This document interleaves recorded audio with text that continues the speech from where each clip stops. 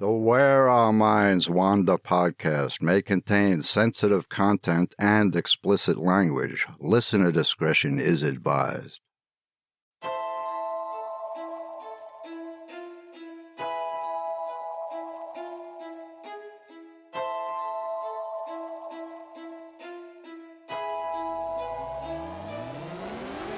Greetings, fellow wanderers, to the places our minds wander. The house at the end of the dirt road, where disembodied voices whisper and strange sounds make the living shiver. Where shadows lurk at the edge of the woods, just outside your back door. And mysterious lights speed beyond reason across the clear night sky.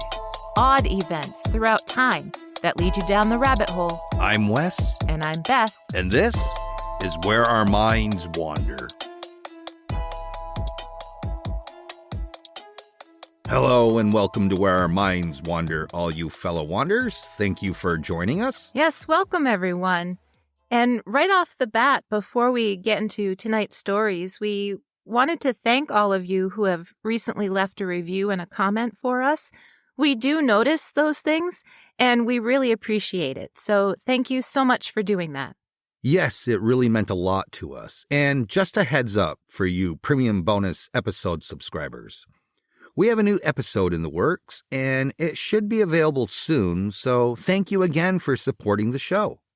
And we're going to skip the housekeeping this week, so Beth, why don't you get us started and tell us where your mind wandered for this episode? Well, I have a landmark building to tell everybody about that they might drive by and not even know it's there. The Hamilton House at 185 Henderson Highway in Winnipeg, Manitoba, Canada, looks like any other house. Granted, it seems a little out of place in that it is the only residential-looking home on the main street, surrounded by buildings that were obviously always businesses. But you see that a lot in North American towns where industry and commercial areas spring up, and there are always a few holdouts, lone houses standing among the car washes, chain restaurants, and banks. We have a couple of those here on our main strip. Pretty much, yeah. Every time you go out, you're bound to see at least one. Yeah. So on the outside, the unassuming two-story cream-colored house with the brown front door has changed very little in 100 years. Currently, it is used mostly as office space and is home to a naturopathic clinic. But when the home's namesake, Dr. Thomas Hamilton, lived there, he and his wife produced copious scientific research documents, including hundreds of photographs, during controlled seances and experimental automatic writing, table tipping, ectoplasm, and telekinesis, making Hamilton House the center of psychical research in North America at that time. Thomas Glendenning Hamilton was born in Ontario in 1873. He attended medical school and became an incredibly respected doctor. His wife, Lillian Forrester, was a nurse. Dr. Hamilton was also an important figure in his community. He was deacon of his church, a school trustee for 9 years, president of the Manitoba Medical Association, and a provincial representative on the Canadian Medical Association board. So, very well respected. Yeah, and he was quite busy. When did he have the time to do anything else?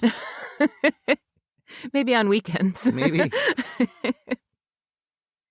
According to the historical Hamilton House website, Dr. Hamilton and Lillian moved into the house on Henderson Highway in 1910. The couple had 4 children. He set up his medical practice in the basement and first floor of the house, and he and his family lived in the upper 2 floors. Within 9 years, Dr. Hamilton had dipped his toes into the extremely popular spiritualist movement. As a doctor, he was fascinated by the idea of life after death. But researchers believe that it was when his son Arthur passed away at age 3 of Spanish flu that Dr. Hamilton and his wife funneled their grief into the search for tangible proof that communicating with ghosts was a scientific possibility. And by scientific, I mean that Dr. Hamilton wanted controlled experiments that could be repeated with success. He converted a room on the second floor of his house into a bona fide ghost laboratory. That's awesome, isn't it? It's cool, especially since there are photographs of it, because we're talking 1910, 1919. Right. Its one source of light in the ghost laboratory was a red bulb in the ceiling. One wall was covered in about 12 cameras, which were all state-of-the-art at that time, and they were all rigged to take simultaneous flash photographs with just the push of a button. He installed 2 bell boxes, which were spring-loaded wooden boxes containing 2 dry cell batteries attached to a bell. With just the slightest pressure, the bell would go off, indicating that a spirit had touched it. Which is pretty cool because it sounds like the precursor to a lot of stuff that paranormal investigators use now. Yeah, so he was pretty much all in, and I find it fascinating that you can see that his methods had some influence on modern day professional paranormal investigators. Yeah, I mean, how ingenious to make this little box that it was spring-loaded, so just a tiny little bit of pressure would set it off. It's like the music box thing that they use today, where it detects motion and then it starts playing. It's very similar. Yeah. Well, it's neat that he had this idea that he was going to do this, but then he had to put it all together. He had to come up with these contraptions himself. Right. He was very busy on his it's amazing. weekends. Well, his wife was into it with him. Yes. Also. So that kind of helps when you got a partner right there supporting you and just as into it as you are. Yes. And I was going to say their oldest daughter, I don't know if she was the oldest, one of their daughters, when she became, in her 20s, she was very into it too. And she carried on his research after his death. So it was a family affair. It really was. So Dr. Hamilton also constructed his own 3-sided cabinet for telekinesis experiments. The room, or ghost laboratory, remained locked at all times, and only Lillian had a key which she wore around her neck. Initially, Dr. Hamilton started off small, so to speak. He used a Ouija board, believing that messages he was receiving were proof of telepathy between the living and the dead. Which is interesting, because he didn't think that, he thought it was a telepathic thing that was happening. Right. Which well, is he's cool. a doctor. Right. He meticulously documented each experiment, and since it was proving to be successful, he decided to go a step further. Maybe he could document telepathy between the living. He and Reverend Daniel Norman McLaughlin would sit in separate rooms and attempt to share messages with each other under strictly controlled conditions. According to his documentation, they were repeatedly successful. The Hamiltons also involved their housekeeper, Elizabeth Poole, who they felt exhibited some mediumship qualities. She was also quite successful with the Ouija board. Around 1920, the Hamiltons moved on to table rapping. Rather than use a Ouija board for answers, they would ask yes or no questions and then listen for spirits to rap on a table in response. This also elicited some success, according to his notes. And I'm surprised we haven't heard the name Sir Arthur Conan Doyle pop up yet. Well, in all honesty, he did go visit the Hamiltons. Really? He did. And after his death, Lillian Hamilton claimed that she received messages from him. But because we've mentioned Sir Arthur Conan Doyle so many times, I thought, well, maybe I'll leave him out of it. Oh. But he did. He was there. Yeah, but his name always pops up. And I'd like to know if these weren't published or made well known. They were. In the paper. Oh, they were. Well, his papers. I was going to say, how did he know? Oh, how did Sir Arthur Conan Doyle know? Yeah, because that they were doing this. Mr. Hamilton gave something like 84 lectures. I have the numbers later on in my story. Oh. Specifically how many lectures he gave and how many books he published. Okay. Yeah. So the real evidence for life after death and spirit communication for the Hamiltons didn't happen with the Ouija board or the table rapping, but with table tipping. Dr. Hamilton, Lillian, and Elizabeth Poole would sit around a table. As they recited the alphabet, the table would mysteriously lift on two legs on certain letters. When it went back down, they'd start over with A until it lifted again. So, although it was time-consuming, one of them could write out these seemingly random letters until they noticed a recognizable word or a phrase, which we still see on paranormal shows, except that they don't do it with tables. They do just it with knocks. They just call out the letters and they stop when something knocks. Right. Same idea, though. It is. Lillian was so impressed by this table tipping method that she continued working with Poole to produce more results.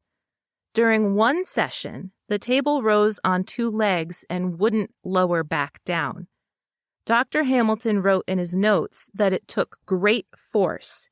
He estimated about 50 pounds of pressure for him to push the table back down to the floor. Despite this, Dr. Hamilton wasn't sure if any of his experiments so far proved psychic ability. So he moved on to something he felt was more concrete in 1921, telekinesis. By 1923, he was performing experiments with Elizabeth Poole in table moving. I should probably also mention, right about now would probably be a good time, that the Hamiltons invited all kinds of guests to come and observe their experiments. So the guests, some of them were very prominent members of society, like lawyers and politicians and doctors, and they were asked to empty their pockets before they entered the ghost laboratory, and then they were required to fill out witness statements before they left of everything they observed. All of the experiments were done in the dark, however, and Hamilton would randomly set off his cameras during the experiments to try and capture the evidence of spirits. And supposedly, I looked at the ectoplasm photographs. Yes. I did not look at the other photographs, but supposedly there are some very strange anomalies in several of the photographs. But anyway, back to the table moving. So Dr. Hamilton built his own three-sided cabinet, which I had mentioned earlier, and he built a small table. And Elizabeth Poole would place her hands on top of this table, effectively charging it with her psychic energy. Then she would put the table inside the cabinet. Dr. Hamilton would lower like a netting down over the front, the one open side. He'd lower a netting down. And then the guests that were there would sit in a circle and they'd hold hands to keep the energy flowing around the circle. And according to his notes, the table would then violently shove itself out of the cabinet on its own. Like they'd hear it, and then he'd snap the photographs, and the table would have moved out of the cabinet. That's interesting.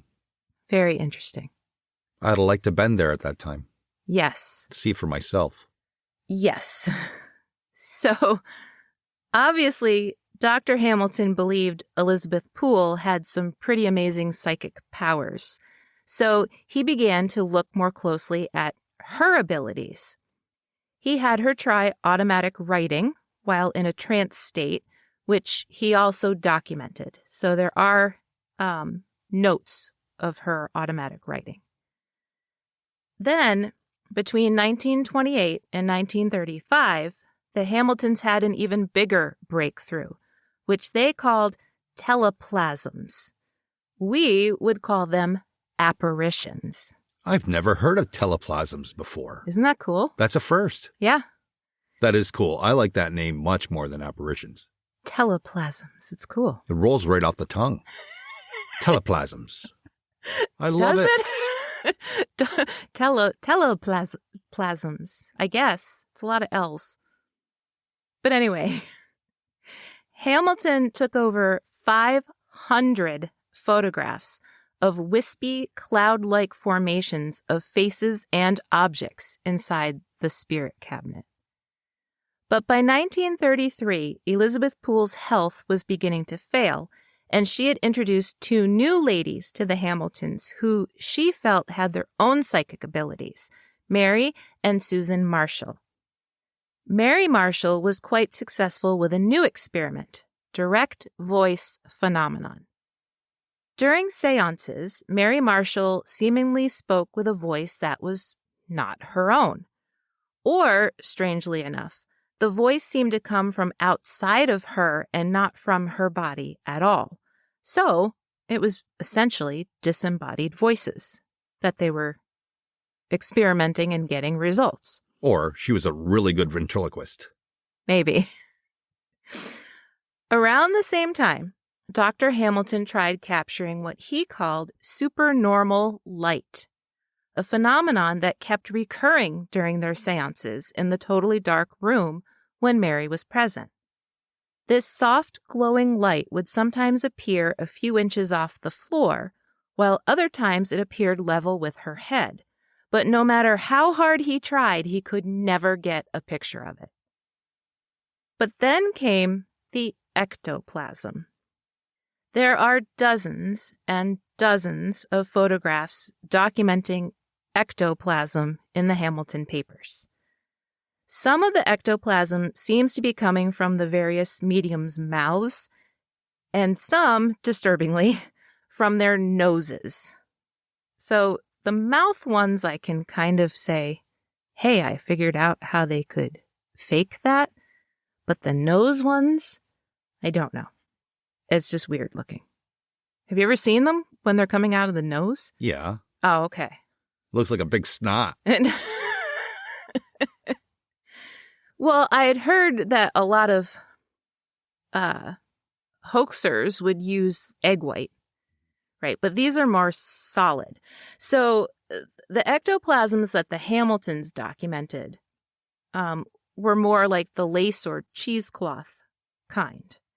And some of them actually appeared to have like cut out photographs of people embedded in them. So Hamilton did all of these experiments in the dark, and no one claimed to be able to see the ectoplasms happening at the time. They only showed up later in the photographs that he had taken during the seances. So Dr. Hamilton believed that attaining the ability to produce ectoplasm would only lead to the manifestation of actual full-bodied, fully communicating spirits. You can probably tell from the sound of my voice, the ectoplasm in the photos honestly does not look what I would call real. Yeah, it never really seems to. Yeah. Not to me. They do look like cheesecloth with cutout photographs glued to them, although I still don't know how they would stuff them in their noses. But anyway, we'll get to the whole idea of the skeptics and the hoax idea in just a bit. So, throughout his life, Dr. Hamilton gave 86 lectures on his findings and published numerous papers. And his lectures weren't just at spiritualism gatherings. He actually gave a lecture on telekinesis to the Winnipeg Medical Society in 1926. His work was so well respected and became so well known that people traveled from all over the world to attend his experiments. Which is very cool because being in the medical field, you would think that there'd be colleagues of his turning on him and more or less calling him a quack. Right, but I think his documentation was so meticulous. Right. You know? But of course there were naysayers. And, you know, especially people who would look at those ectoplasm photos and laugh a little bit. But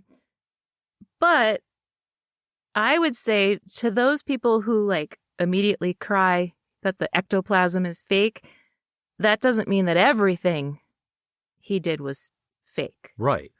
And there's a lot to that because, well, let me back up a little bit. Go back to the skeptics. That doesn't even mean he was faking it. It could have been somebody else in the room that did that. Right. And I knew where I was going, and then I was like, I don't want to go there quite yet, so I'll back up a little bit. That's okay. So on the skeptic side, it didn't bode well, or doesn't bode well, that two of Hamilton's visiting guests, of the people that would come and visit him, right, were Dr. and Marjorie Crandon. Do you know the name Marjorie Crandon? Mina Marjorie Crandon? No. Well, Marjorie Crandon was also known as the Witch of Lime Street in Boston, and she was a spectacularly popular medium, but she was also spectacularly debunked multiple times by various research institutes and by Harry Houdini. He, fantastically debunked her. He was great at that, wasn't he? I mean, he, ruined her reputation. So I could see where skeptics would say that that's a strike against Hamilton's reputation if she was there and then took some ideas home with her. But on the other hand, Hamilton never paid any of his mediums for their services. So it was all on a volunteer basis. He never paid any of them. And despite decades of historians and researchers trying to determine who the scam artist might have been if there was one, they haven't been able to come up with a single shred of evidence of who it could possibly have been. Well, you think they would have been able to, rule out one or two people that might have been doing it. Right. But that's what I'm saying is that nobody. They have no evidence of anyone, even, pouring through all the notes and what people knew and what people heard. And none of them have been even remotely considered suspect. Interesting. Isn't that interesting?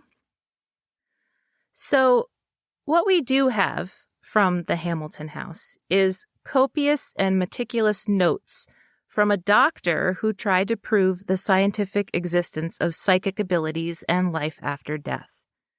The 2.5 linear meter collection includes scrapbooks, seance attendance records, affidavits, automatic writings, lecture notes, and audio tapes.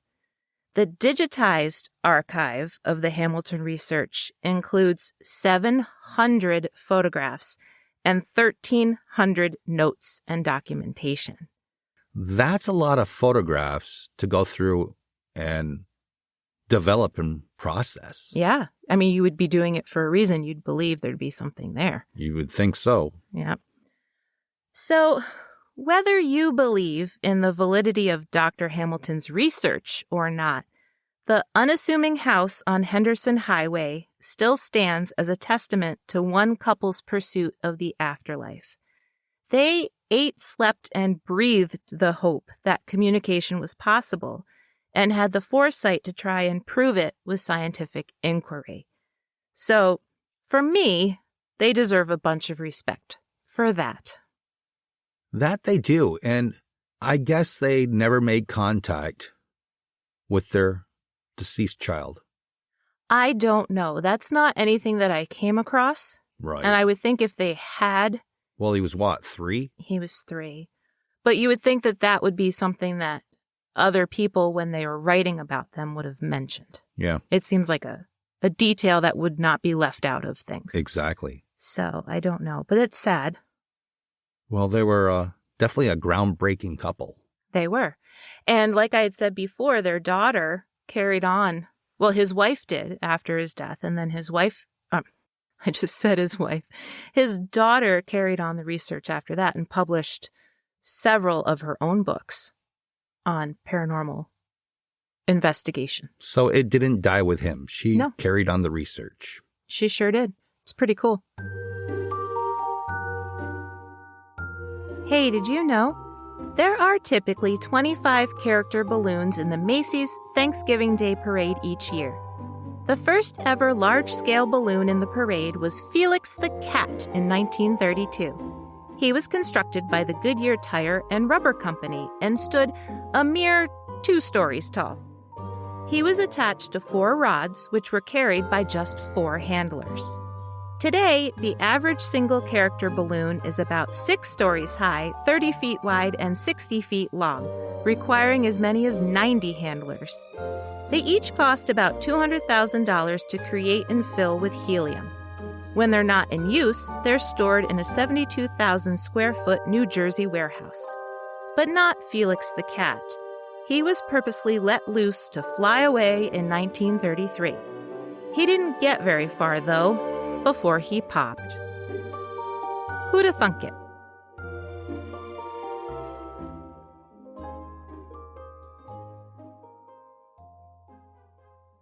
Can you imagine after the parade when it's like this big deal that they're going to let Felix the Cat, a 2-story balloon, just float away and everybody's there to watch? Yeah, and you're hoping float that away. He just keeps rising and rising until he just goes out of sight.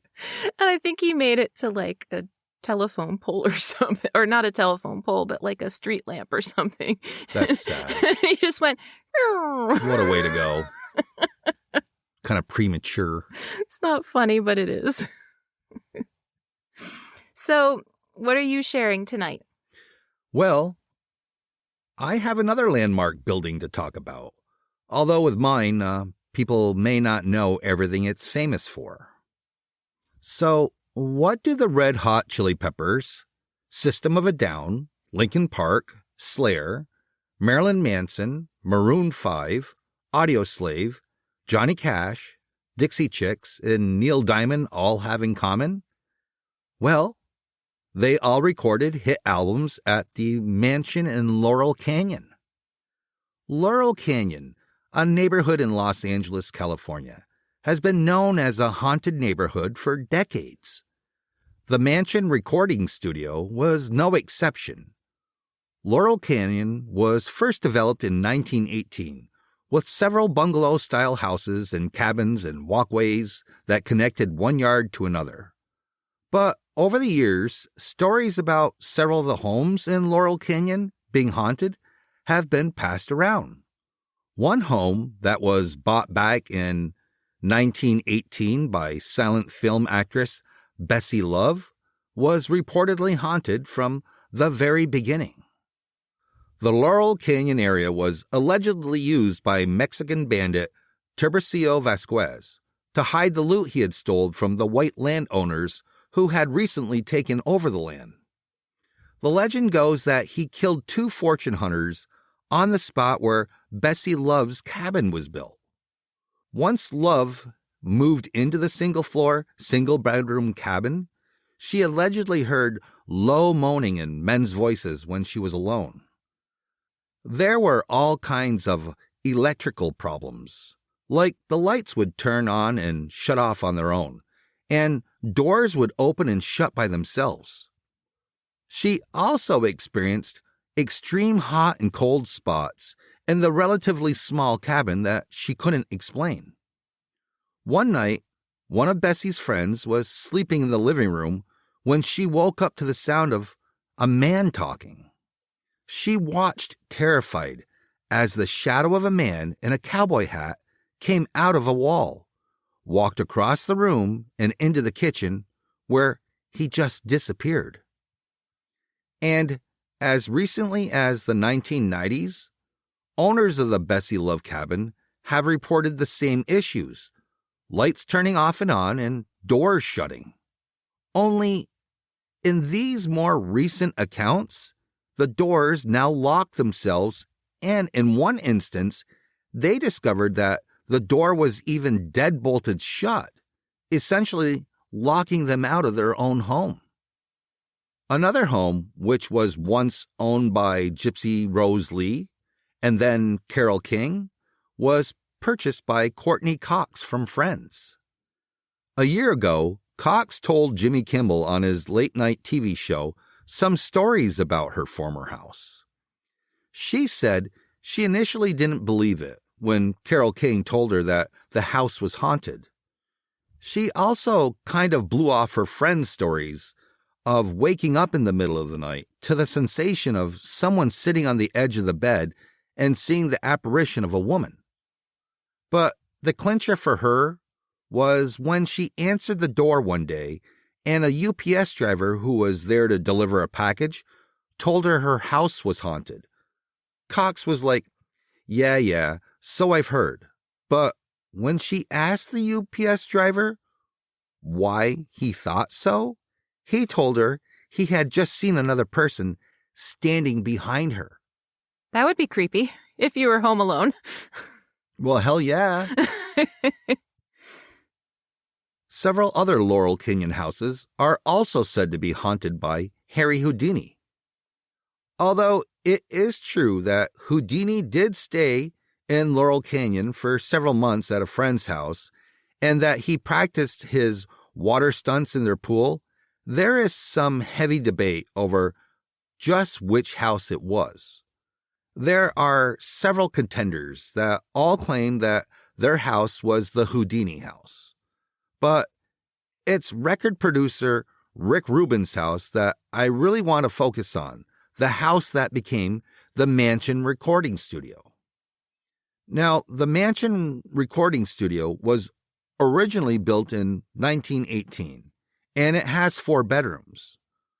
According to grunge.com, the legend of the house begins with a wealthy man who threw a huge party. During the party, his son got into an argument with his lover, and in his anger, pushed this other boy over a balcony. The boy fell 30 feet to the ground to his death. The wealthy father, trying desperately to keep his son out of prison, burnt through his entire fortune. So, tall tale or not, there doesn't seem to be any documented proof that this story is true. There are also reportedly several tunnels running under Laurel Canyon that were used by bootleggers during Prohibition. One of these tunnels can allegedly be accessed in the mansion. In the 1930s, the home was owned by actor Errol Flynn, which is interesting because Flynn's Mulholland Farm is said to be haunted by the swashbuckling actor. But anyways, Rick Rubin turned the home into a recording studio, and several of the bands that came to record there have had some paranormal experiences. For example, when Slipknot was recording Volume 3, Subliminal Verses, frontman Corey Taylor had a strange shower encounter. He was apparently in the shower with the bathroom door open. I assume because he had a full view of the bedroom. He had locked the bedroom door and he was all alone. But while he was mid-suds, he looked up and he saw a man in a tuxedo walking across the bedroom. He said that they even locked eyes for a second. Taylor said he quickly ran into the bedroom, but there was no one there. At first, he assumed that the man had just come in through the bedroom door and somehow walked back out. But then he realized he had really locked the bedroom door. That has to be creepy when you're in a vulnerable position, like in the bathroom in any way. I know. That's got to be one of the worst times to see something. Because you're mostly naked in the bathroom. So, having to chase after something or try to... If you're getting into the shower. Right. Right. Kind of hard to take your shower with your clothes on. Unless you're trying to wash your clothes at the same time, maybe. Maybe you're trying to save on time. Or laundry detergent. Right. Rick Rubin's assistant, Heidi Robinson Fitzgerald, reportedly had her own encounter with an apparition. According to Fader.com, she had come to the studio pretty early one morning to prepare for a photo shoot and interviews with the band System of a Down. She took a seat in the dining room with her back to the spiral staircase, and as she worked, she kept sensing that someone was standing behind her. She turned around, but there wasn't anyone there. The feeling kept growing until finally she was convinced that someone was standing very close to her. When she turned around, she saw a woman in a white dress descending the staircase. Although there wasn't any breeze, the woman's dress seemed to be billowing into a phantom breeze. The apparition stopped and then turned around and made her way back up the stairs before disappearing. Robinson Fitzgerald described the experience as freaky, but that it didn't feel negative in any way. But it was the Red Hot Chili Peppers who seemed to have the most experiences, which makes sense since they've recorded numerous times at the mansion over the years, but most recently in 2006. But the bulk of their paranormal encounters occurred in the early 90s while they recorded Blood Sugar Sex Magic. That was a great album. I do not remember that album. Any song you hear, I shouldn't say any, I don't want to disparage the Red Hot Chili Peppers. The majority of songs that you hear on our local radio station playing classic rock, if they play the Chili Peppers, the majority of them come from Blood Sugar Sex Magic. Really? I believe so, yes. Yeah, I've never heard the album before, but I do like the title, Blood Sugar Sex Magic. With a K, the M-A-G-I-K, yes. Mm-hmm. So, according to grunge.com, the band were told ahead of time that a woman had been murdered on the property in the 1930s, which made band member Chad Smith uneasy. There's a lot of rumors about that place. First, it was a kid that got pushed over a balcony, which didn't turn out to be true. And now it's a woman who was murdered in the 1930s, which is unlikely to be true. Right. But I could see where it would freak you out if you're worried about those types of things. Exactly. Although Smith himself has said that the only reason he refused to sleep at the mansion during their 2-month-long stay there was because he wanted a break from his bandmates and to go home to his then-girlfriend. Anthony Kiedis claims it's because Smith was freaked out by the idea of the place being haunted. And the other 3 band members certainly had experiences while being there. Well, guitarist John Frusciante certainly did. Now, he claims that while they were staying there, he heard the unmistakable sound of a woman in the thrones of passion coming from one of the rooms. But did he now? I imagine it probably happened quite often. Right. I would think. But then I'm just romanticizing rock and roll, right? Well, maybe ghosts in the thrones of passion have a higher pitch. So it sounded different. Scream to them? I don't know. But he says that when he opened the door expecting to find some hanky-panky going on, the room was totally empty. That would be freaky too. That it would. He also claimed that specific room constantly put him in an amorous mood that he couldn't really explain. So I guess the room seems to have some aphrodisiac qualities to it. It's got some energy. They even claim to have unknowingly caught photographic evidence of spirits on the property. If you check out the insert for that album, there is a picture of the band sitting down together on the ground. You can see that there's trees and brush all around them. The photo is tinted entirely red, and right in the middle of it is some sort of amorphous white, oval-shaped blob. The band insists that it's a ghost. So, to this day, when the Red Hot Chili Peppers are asked about the mansion, they do stand by their assertion that the place is haunted. Flea has said, quote, "I'm not a medium, But we felt a lot of stuff in that house, and some of it would kind of put your hair on end. Things moving, noises, and voices. End quote. But just to be fair, I should probably add that the band members also admit that there was a lot of pot smoking going on while they stayed at the mansion. Aha! Now, Flea also said, quote, "We might have smoked too much weed and been making stuff up. I don't know. But it's not going to cause you to hallucinate, though." Right. Is that all he said, or did he keep talking? Continuing on with his quote, "But I know that there are spirits all around us, the things that give us memories and thoughts and ideas. It's not just chemicals. There's the whole invisible world, and when we got into that house, we really immersed ourselves into it." I bet. Right.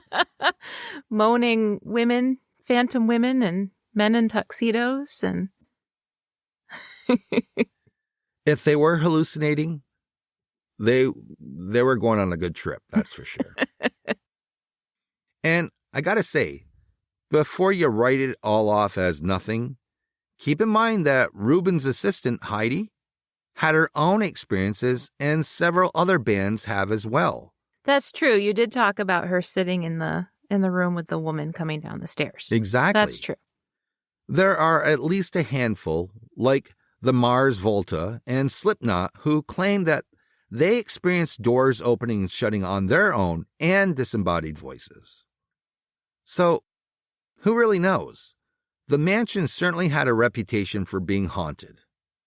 Maybe when creative people get together and open themselves up to the whole creative process, they're more susceptible to imagining things? Or, then again, maybe not. Maybe the mansion really is super haunted. Yeah. We'll never be rock stars, so we'll never know. No. And, well, here's the thing, though. I mean, it's kind of hard to put some validity into it because you're figuring, oh, the rock stars, they're all there and they're doing tons of different drugs, LSD, mushrooms, all kinds of stuff, cocaine. Right. But there are some things I think that just stick out where you're not hallucinating. I believe that they actually did see some real things, and I would suspect that there are times where maybe they did, Imagine some stuff. Stuff. Or maybe they created a tulip of some sort. Oh. By believing in it. Right. Well, you had started off by saying that whole area seems to be fairly haunted, that there's all kinds of hauntings going on in that canyon. So if you've heard those stories. And I can see it because with Errol Flynn and some of these larger than life people, mm-hmm. I could see where their energy could still be left over there. Right. It's not entirely, hard to. Maybe Errol Flynn was the one in the tuxedo. Is that what you're saying? Yes. Oh, yeah. Yeah. And Bessie Love could be the woman in the white dress that was coming down the stairs. But she didn't live there. She lived down the street, but still. But we know that ghosts don't just stay in one place. Just because you died in a house or wherever you died, you still have free reign to go wherever you want. I know some people say, oh, they're trapped in the house, but they're not. I mean, there's been plenty of things that we've read through and seen where they're able to go from one place to the next. And why not when you have such cool neighbors and there's rock albums being recorded down the street? Well, why wouldn't you want to go hang out with all these now famous homes anyway? Right. To see what's going on in this time. Yeah. I mean, I certainly would. I'd be going from party to party, especially if you were in that age back then when you were a huge movie star. Right. I mean, you would get used to the lifestyle and the partying and people always constantly being around. Would you just want to hang out in like a home where there's maybe a couple people living now for a family in that house, I would want to go to where all the parties are and still like continue that lifestyle. And feel like part of it. Yeah. Yeah. And, once in a while, maybe goose somebody.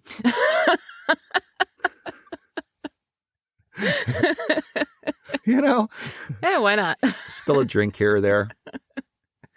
Well, that's pretty cool. It is very cool. I enjoyed this one. Oh, good.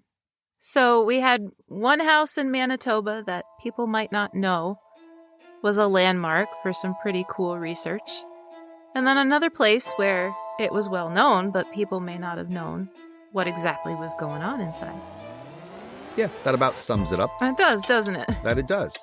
And with that said, if anybody wants to know more about either place, you can always check our sources in our show notes to find where we got a lot of our research from. That you can. Well, Beth, I think that about wraps it up for this episode. I think so. We'll see you all next week for an all-new episode of Where Our Minds Wander. See you soon.